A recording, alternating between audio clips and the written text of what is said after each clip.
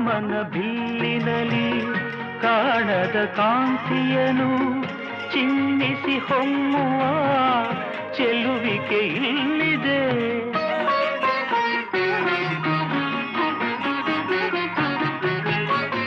ಪ್ರೇಮದ ಸೀಮೆಯಲಿ ಸೌರಭ ತುಂಬಿದ ಬಾಡದ ಹೂವಿನ ಕಿರುನಗೆ ಚೆಲ್ಲಿದೆ.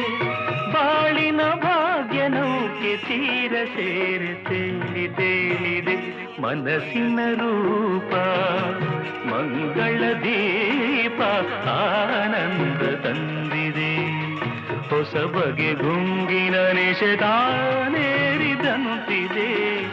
ಆಸೆಯ ಭಾವ ಒಲವಿನ ಜೀವ ಒಂದಾಗಿ ಬಂದಿದೆ.